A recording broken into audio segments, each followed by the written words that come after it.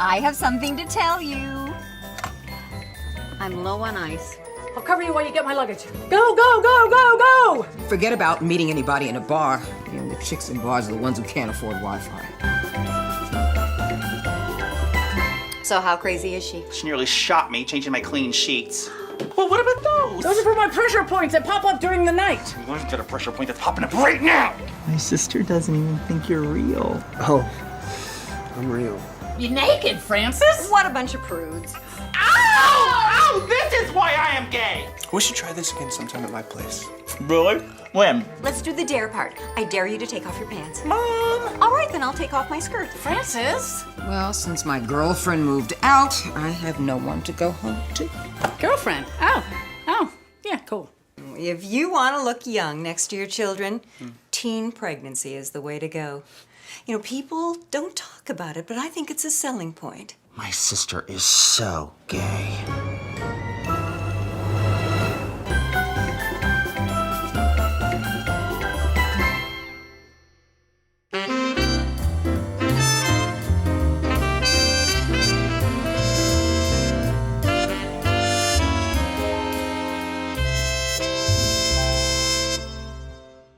This is a man who never stops. He's funny, he's loving, he's charming. I mean, you look up creator up in the dictionary and there's his picture. I mean, he's a writer, he's an actor, he is a director, a producer, he's a creator. Mr. Terry Ray. Hey, God, where's this person? I want to meet him. Who is he? Oh my God, my good friend Terry. You, Mr. Ray. How are you, sweet thing? Oh, I'm okay. Listen, anybody who's watching this knows how sweet you are. They just already know that. It's pre-known. Look at that face. People know. I'm not saying anything anybody doesn't know already. Look at that face. Just look at it. Look at your face. That beautiful, gorgeous, fantastic face. I'm excited I'm getting to visit with you. This is really fun and overdue. I know it is. This is like a love fest. I know. Good thing we're safe. Yeah, we're Can't get pregnant this way. Oh my God, right? I hope not. I know, right? Well, you never know. Right. Well, it would be interesting if one of us got pregnant from this. That would be first person to get pregnant over Zoom. Over Zoom. That is some connection happening. Hey, that's your fourth one in Zoom pregnancy. I'm starting a fourth one tomorrow, actually. You are? Yes. So the trilogy is becoming a quadrilogy. Well, I mean, what is the trilogy called, or now quadrilogy? Well, it was Zoom trilogy, and now we're just making Zoom stuff. You're doing the Zoom series. We're zooming. We're zooming. Zoom in. That's great. I'm presuming we're just going to keep on zooming. Yeah. Okay. Now, did you write this one or direct this? Because I know you're switching off, or you have. Yeah, this one I'm doing. I wrote and I'm acting and directing. It's with David Pevsner. Oh yeah. Yeah. Do you want to know what the title is? Yeah. Zoom Naked. No. That's what it's called. Zoom Naked. Mm-hmm. You're gonna have to watch. X-rated? Oh, I can't really tell you everything yet. You can watch it. Well, we heard it here. The first, the name, at least the name.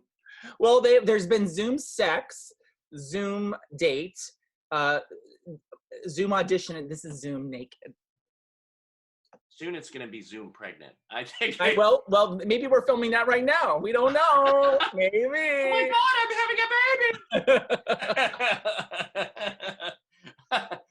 Oh my God. Oh wait. Oh, you have so many things to look at. You have a moon lamp. What's happening? Is that your baby? Oh, he looks just like me. He's got my hair. I know. It looks just like you, Terry. Thank you. Oh, he's got my hair. Oh, I love it. I'm looking around. I see a moon lamp. I see like a tree face on there. I'm like, I need explanation. Excuse me for my Zoom pants. Oh, you're not Zoom naked. Look at you. Oh my God, you are faked. You are fake dressed up. I I get dressed up for each and every interview. That is the premise of Zoom Naked. So you're gonna okay. I think, hey, who needs to film it? We're doing it. This, I love What? it. Isn't this great? Pretty fabulous. You know, I got this, I think when I was a teenager, in San Francisco, every year they had the Charles Dickens Christmas Fair. Is it a mug? What is it? No, it's A vase. you put the candle in there and his eyes light up. Oh, stop it. Yes, look how cool it is, right? Oh my God, it's way bigger than I thought from sitting back there. I didn't know it was that big. It's bigger than your head. I can, Yeah. Whoa. Oh, okay, that's a little spooky, but this was a gift that I saw it and my brother said, "What would you like?" He went with me. oh, sweet. And I said, "I love this," and he bought it for me. And I've had it since I was a teenager. Wow. So it's like 4 or 5 years old now. Thank you. So, Mr. Ray, Yes. Yes. how are you in this wonderful time of Turmoil and solitude. turmoil and solitude? Yeah. Yeah. I am turmoiled and I am solituded. I'm sick of my own face, but I'm fine. I'm fine. I'm trying to be creative is the only way I know how to fight the crazy. No, you don't try. You do. I was looking over. I knew that you did all this stuff, but it's like you have a list of things. First of all, I want to ask you, because I've never really heard this story, because I read it and it's like, I love the story of how you got your SAG card. Can you tell that? Yes, I can tell that. Okay, well, like I moved here from Ohio. I had never been west of Arkansas. I didn't know anybody. So I had no idea how to get into the business, right? So Right. I come here and I learn you can't audition for back in the prehistoric days when I arrived. You couldn't audition for a SAG role unless you had a SAG card, and you couldn't get a SAG card unless you had a SAG role. Yeah. So I was like, I don't know how to do that. So I thought, well, I can be an extra and get on a set. So I'm going to be an extra and I'm going to get my SAG card because I'm just going to speak. They'll give me a card. So you put that out there, right? yeah, well, that was the goal. So I did it for 8 months. I had never seen anybody get their SAG card in 8 months. No one. Right. No one got a line. And, it was a lot of experiences in those 8 months. But then I was on a movie, Elvira, Mistress of the Dark, right? Yeah. So I'm like, I know what that's going to be. That's going to be campy and funny. So I was supposed to do this movie with Bruce Willis, something no one's ever heard of called Die Hard. And, yeah. I was supposed to be an extra at night on Die Hard, but after this one, first night. But the first night I was like on Elvira, but then I was booked for a week on Die Hard. Yeah. So I went to the Elvira thing and I dressed like a total geek and I brought no other clothes so they couldn't make me change. So I thought, okay, I'll stand out.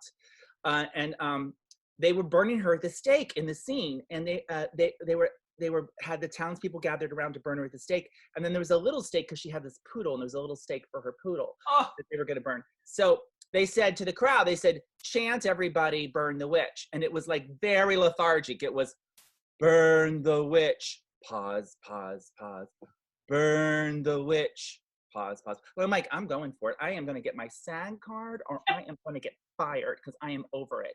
So after a burn the witch and the pause, pause, pause, I screamed at the top of my lungs, burn her and her little dog too. And there was this big silence and they said, cut. And then they talked and I'm like, are they firing me? What are they doing? They were just all huddled together talking. And then after a moment, they brought the camera over and they said, okay, what you just did, right? Let's try that one more time. And so I got my, my close up and I was like, okay. So then Elvira saw the dailies and she was like, who is he? I love him. Have him here every day. I was committed to doing this silly thing that no one's ever going to hear of called Die Hard. So I had to, but the rest of the shoots for Elvira were during the day. So I'm like, okay, I'm gonna go to during the day, and then I'm gonna race to Die Hard at night, and I'll never sleep for a week, and because I didn't want to turn down being on Elvira. Right. So so then I was a SWAT guy, and they put me in a uniform like with like a million of us. There was a million SWAT guys, and people were bad. And I hate to say this about myself, but they went and hid in their cars in the parking garage and slept all night long. And I was one of those people because I had to get some rest for Elvira, which I was having a wonderful time. So I got away with that for a little while, and then the assistant director hauled everybody out, found everybody in their cars, and the director was yelling and saying, "I need killer types," and I wasn't caring. I was so tired, I wasn't paying attention.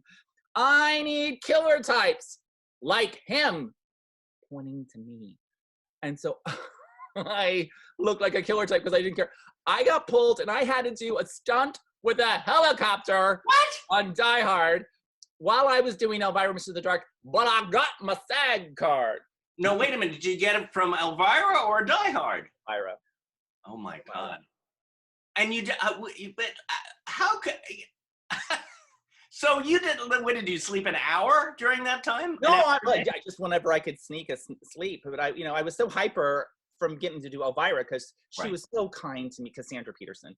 She was so kind, and I was having a great time, and then I didn't care a thing about, I was like, nobody's going to hear of, we were in a parking lot, and it was just like, there was no excitement for Die Hard until I had to get, practically killed by a helicopter, but then that was that. Well, I'm So glad. that's my story. That's how I got my SAG card. I love that one. I love that. And then you went on to, you went on to do Gaydar. Gaydar. Gaydar was the first thing that really was my own project with Larry LaFond. We made Gaydar. You have the DVD. I have the DVD. It's really, how many film festivals did this get in? Well, 10 is considered really good, and I stopped counting at 120.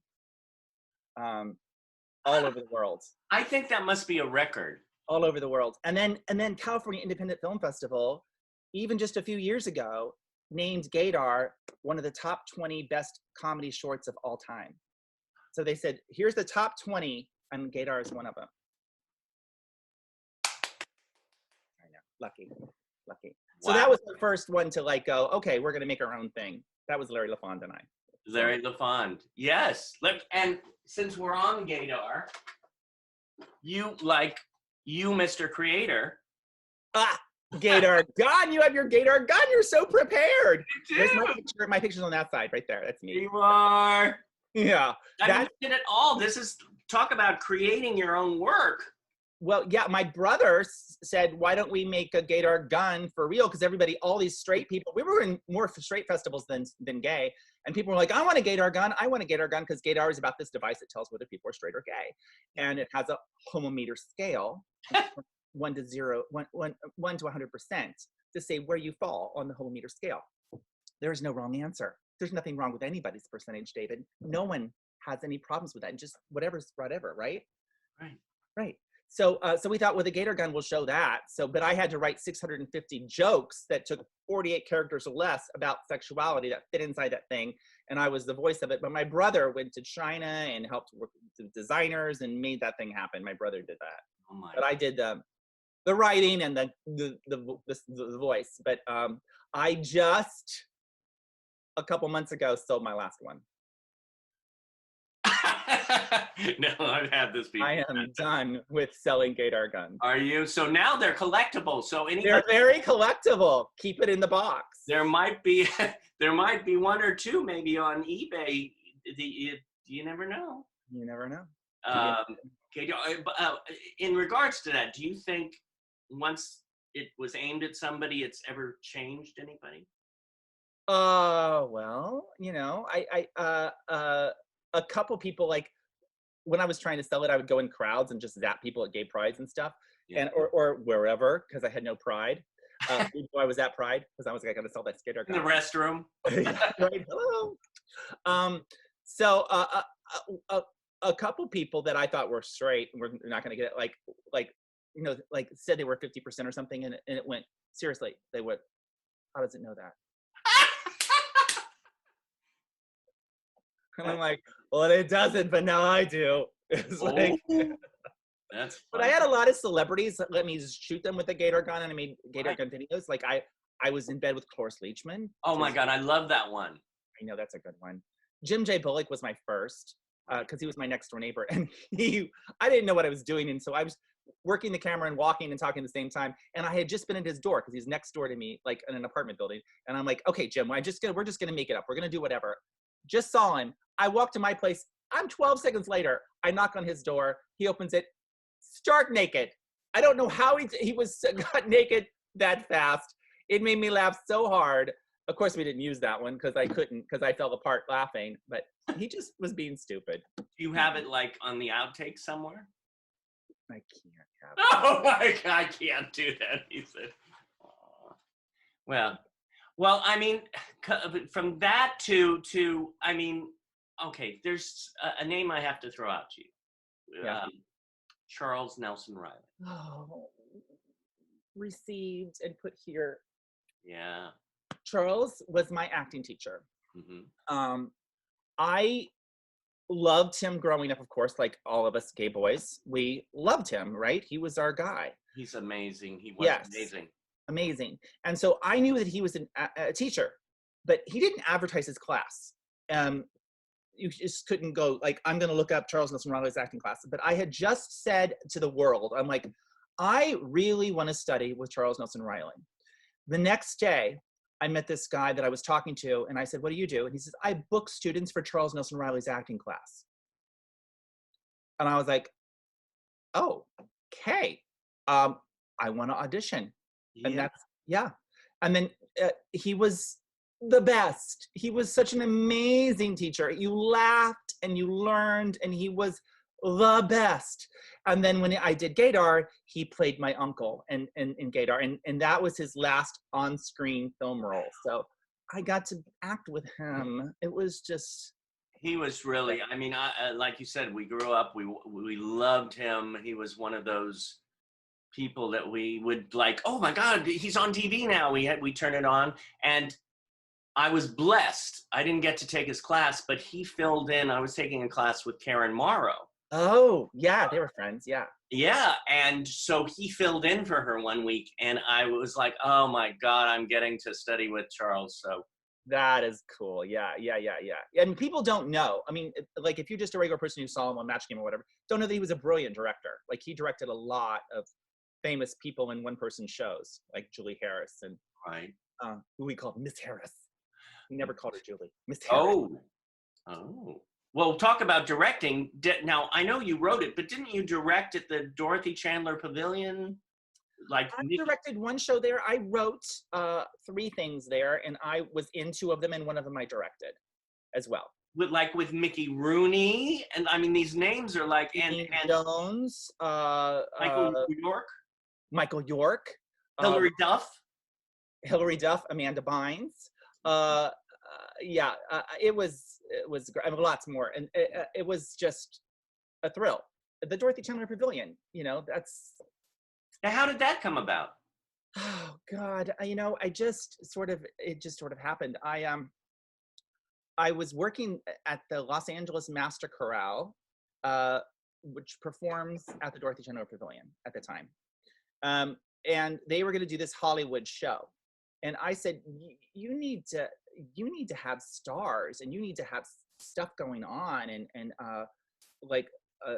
speeches and things happening. And they're like, well, how would we make that happen? And I'm like, I'll do it. They're like, really? So I got a hold of anybody that was alive from the movies that they were doing, and then if they weren't alive, there was no one alive, I had to figure out, well, what's a connection to somebody that I can get? Yeah. People said yes. Brock Peters was another one. I loved him from To Kill a Mockingbird, and so Dee Wallace, I think you're friends with Dee Wallace. She was in that. Yeah, so it was a magical time, and then they loved it so much that they gave me they did a Christmas show for children, and it's like a 3,000 seat theater, and I could write a stage show like a play, but with music. Right. And so I wanted to write something that kids would like, not somebody that I thought that kids would like. I'm like, I went to a bunch of kids and I said, who do you like? And at the time, Amanda Bynes had the Amanda Show on Nickelodeon, and people kept saying, the Amanda Bynes. And I was like, well, I actually know her because I was on the Amanda Show. So so that worked out. So I just was able to get a hold of her. She was 13 at the time. And she said yes. And I went and I rehearsed at her house. I sat on her bed while we went over lines. And she was fantastic. And then they gave it to me again the next year. And so I said to kids, who do you like? And they were like, we like Lizzie McGuire, who was Hilary Duff. So I was like, well, I don't know her, but I got a hold of them, and Hilary Duff's mother and her family, they said, she'll do it if you give a bunch of tickets to poor people. And I'm like, done, poor children. So because of her generosity, she didn't take a salary. And then I was able to give all these wonderful holiday tickets to underprivileged children, which was terrific. So yeah. Oh my God. Yeah. Yeah, I mean, all those shows that you have been on, and then creating your own shows. I mean, you have what? My Sister Is So Gay, and then you got Lonnie Anderson plays your mom. Lonnie Anderson plays my mother. Yeah, it's pretty exciting, and I have a great cast. I have Deborah Wilson from Mad TV, who's been in performing arts. Yeah, she's the best. What an energy she has. And she has that famous Whitney Houston impersonation that she does, the famous Oprah, like she did on Scary Movie, like she played Oprah. She plays my best friend in My Sister Is So Gay. Ray Don Chong is in the second season, and I have a habit, David, don't fault me for this, but I have a habit of casting really hot guys as my boyfriends because it's fiction, right? Why not?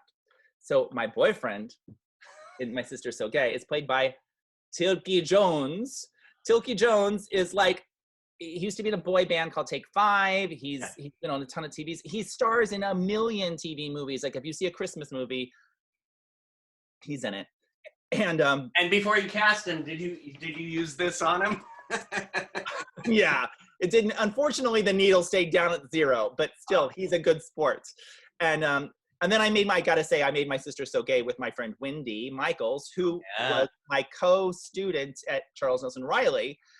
We did our very first scene together, so that all tied together. So Charles was the thread because to get to Lonnie, we wrote it and okay, who should we cast as the mother? And I'm like, Lonnie Anderson.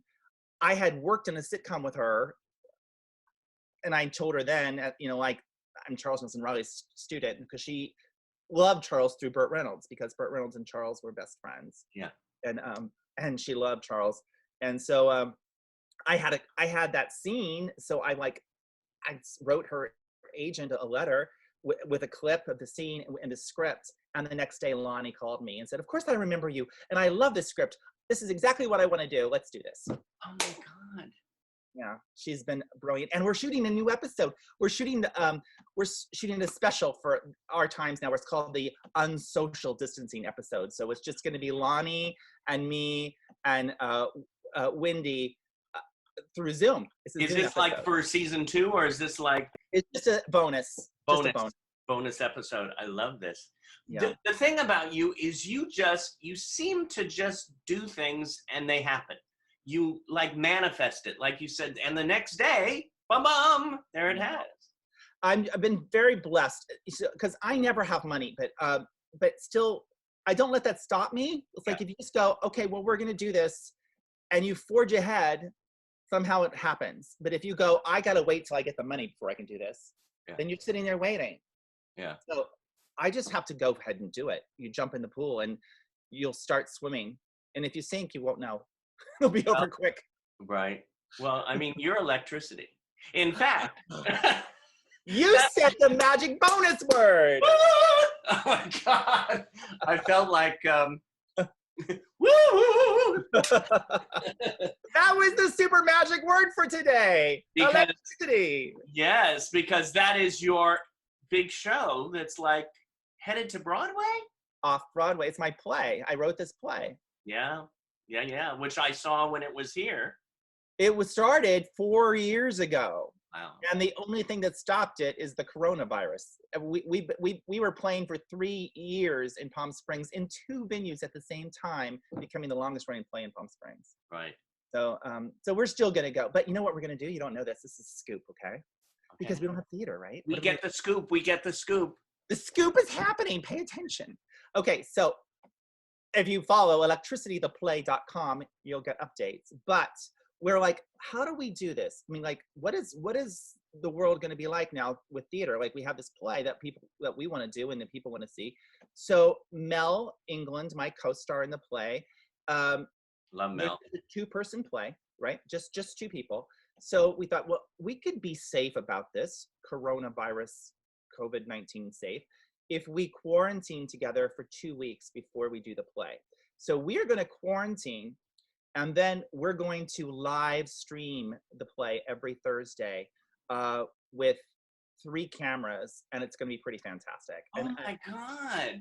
so excited because there's like nobody's doing this, so it's like we're trying something new. Like how do we do this? And because we have such a small cast, Right. we feel like, and Mel has moved to Palm Springs as well, so we can do it. We can give this a big try. Everybody seems to be moving to Palm Springs.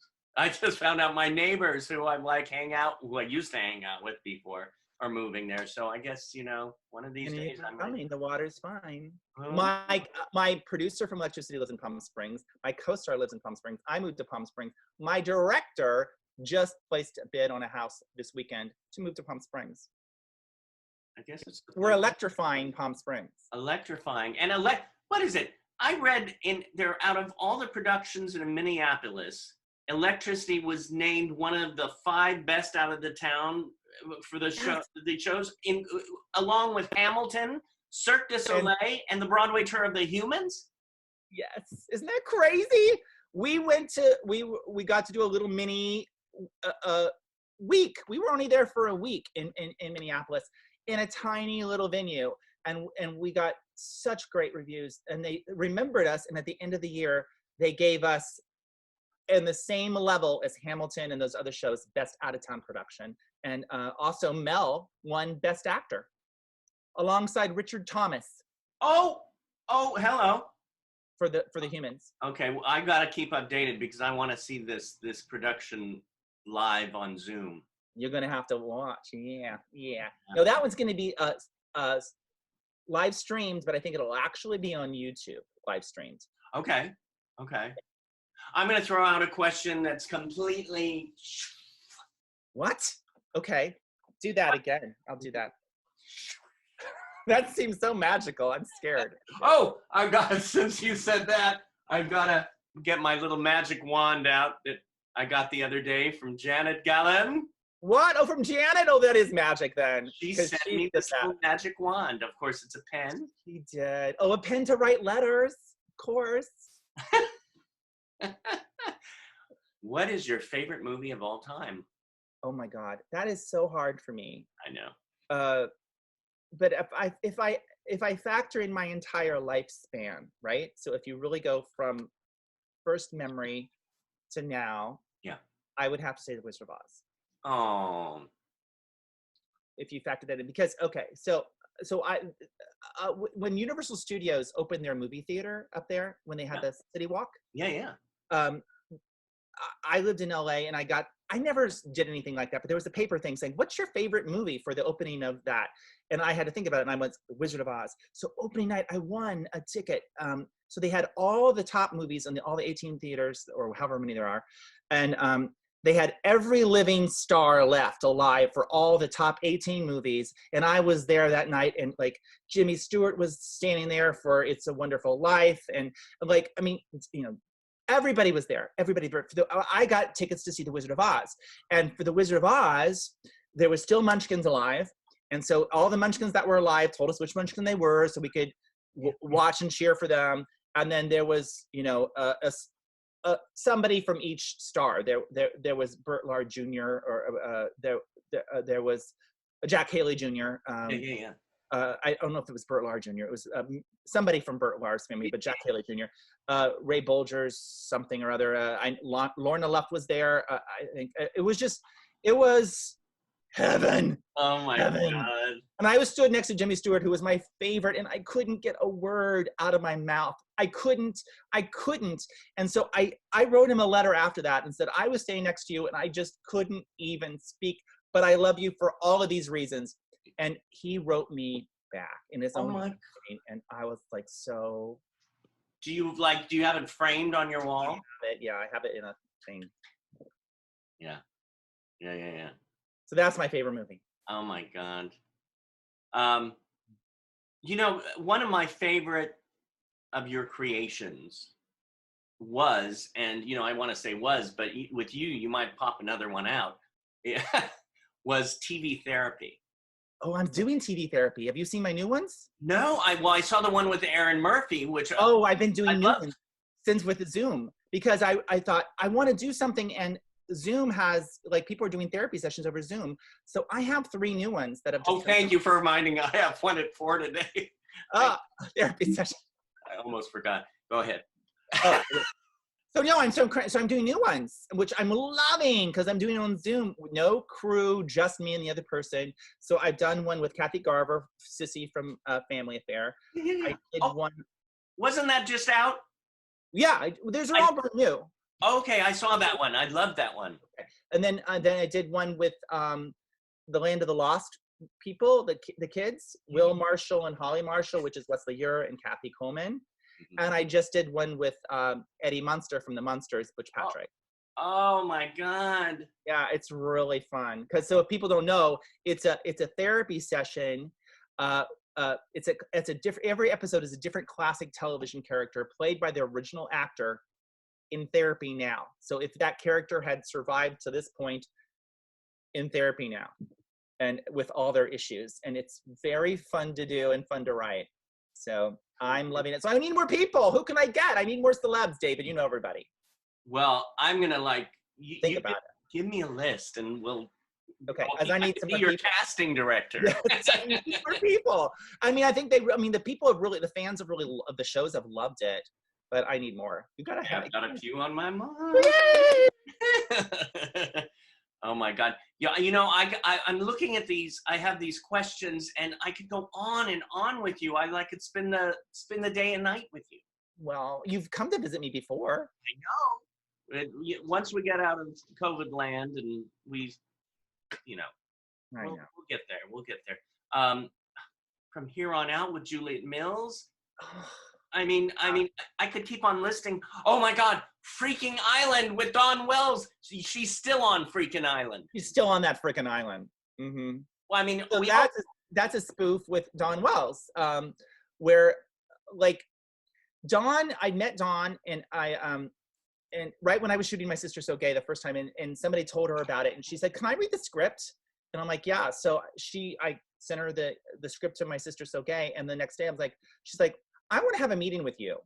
And I'm great. But I was like, I guess I should have an idea. Wait a minute. She's called you up to have a meeting with you. Dawn did. Yeah. Okay. Dawn and her agent, Leonard Carter. Yeah. Carter.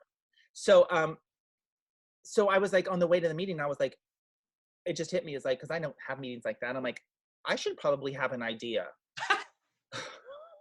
Right? Yeah. So, anyway, I thought, well, somebody's actually had to have done this before.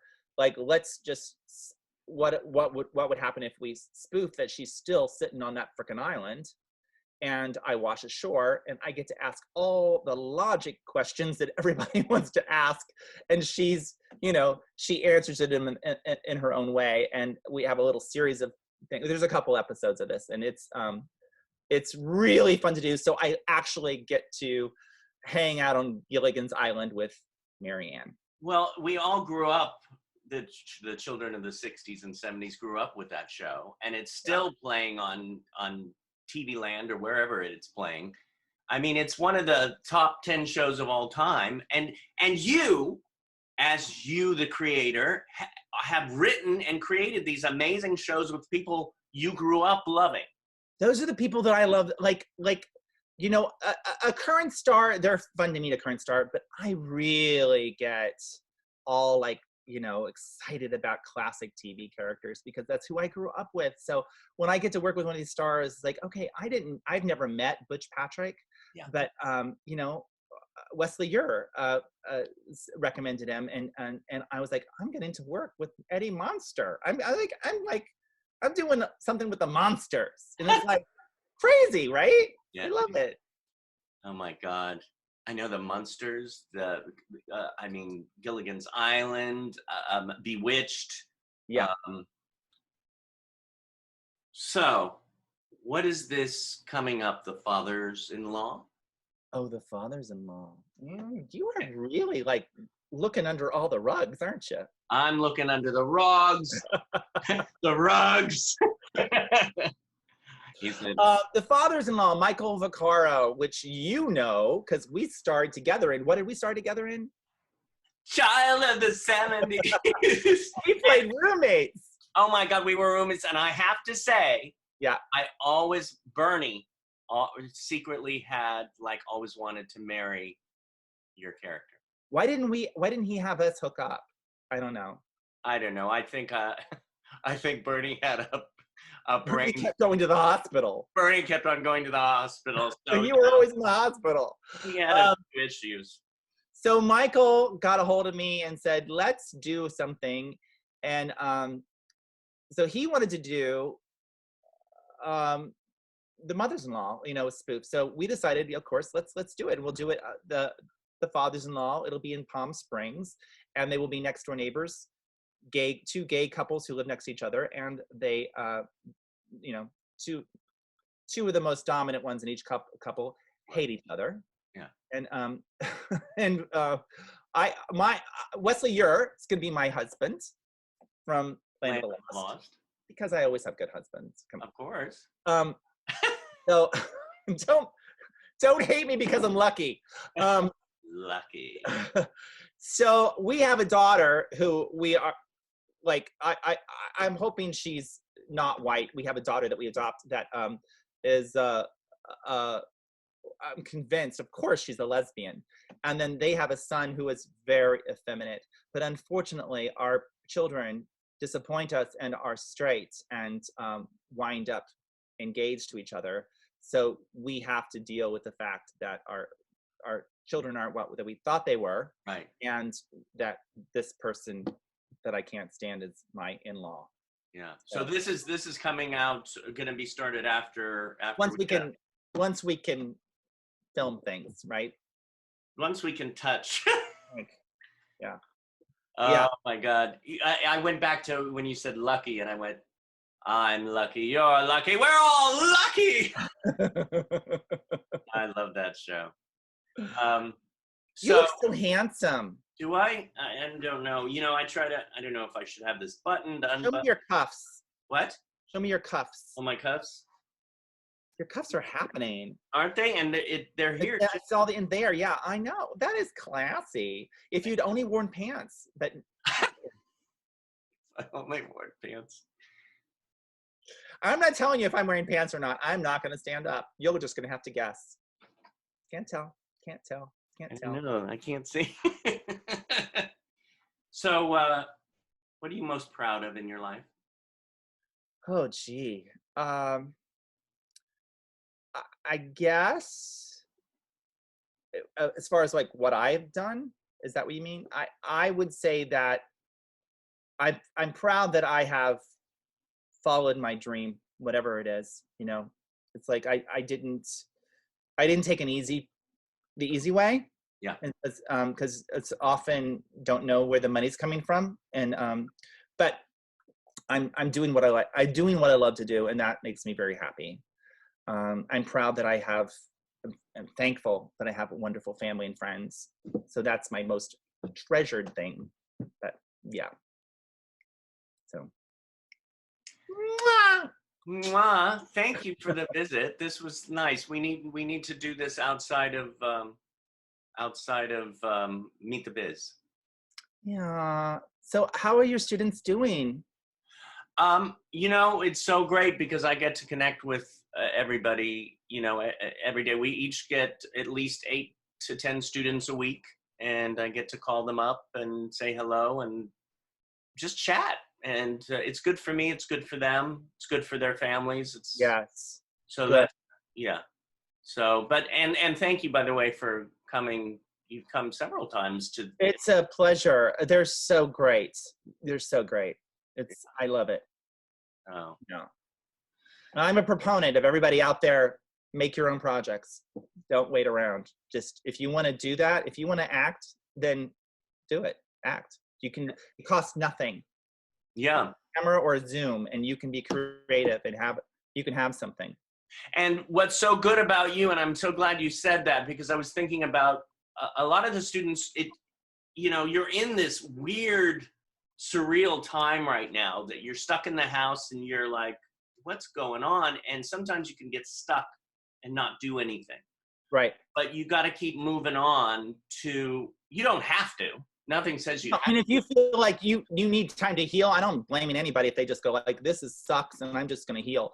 But for me, my therapy is, besides TV therapy, is to create. So, and of course, we know we had no money, all my play stopped. So I have done all these things. I've done the TV therapy and I've done the Zoom sex stuff I spent not a penny, not one penny. And I've got all these things. And so it can be done. It can be done. You have the technology now. You don't have to spend money to be creative. Like Terry said. Right here. This camera is better than a lot of cameras that were ever used in production of videotapes and stuff like that. This is better. And decent sound. I just learned how to finally edit myself. That was what was the only thing that was holding me back. And so now I've been editing and I'm like, I can crank one of these out and edit it. And I'm like, done. Did you look that up on the internet? Yeah, I just started doing it. I have like I have a Mac and there's like iMovie. I'm like, I just never knew. So I'm like, I'm going to learn and then just start doing it. And I'm like, I don't know how to do this. Then you go, okay, I don't know how to do this. You Google that. And then there's a video that tells you how to do that. And then you go to the next thing and you go, well, I don't know how to do this. Okay, there's a video. You can totally learn. Yeah. And that is independence. So, and freedom to create. So I am loving it. This has been a great time of learning for me. And I weep for all the horrible stuff that's going on. Yeah. But to not go crazy, I can't focus on it. Yeah. That's why I have to connect with people every day like you. And it's like a friend's visit. Is that what we're doing right now, aren't we? We are. And I'm so glad that we met. I remember when we met in Pasadena. At a play. At a play. I was doing a stage reading of The Beautiful People. With my friend Lucy. I love Lucy. Aw, we all love Lucy. I know. Yes, that is when I met you. And I thought, who's that? Dashingly handsome fellow over there. Thank you. You know what went in my head? Lucy will bring us together. When was that? How long ago was that? 150 years. I thought it was 126. Right. I don't know. I think that was. Was it the 90s or the 2000s? No, I think it was the 2000s. It had to be early 2000s. Yeah, early 2000s. Okay. All right. Wow. Thank well, you. we haven't aged a day. Not at all. Not at all. I gotta touch just this have up. a big clothespin back here. You zoom that up. Scotch tape. We could do this right. Like. Oh, I know, right? Tape it back up. Duct tape. Oh my god. Oh my god, right? This is today. Today. To learn how to look younger. Oh, yes. Wait a minute, we bring this up. No, Wait. I have no idea what I'm doing. You look terrific. Thank you. Is this how we get a facelift? Oh my god. What is it? Oh yeah, this way too. Yes. Get it behind the ears. Oh, that was good. That was a good pull there. Was it a good pull? It's ow. Okay, thank you. Oh, don't forget a piece. Oh, Oh, they won't come off. Oh. I know. We're like this for the rest of our natural days. And we This go. is what they call a taping. We had a taping. Yeah, we did.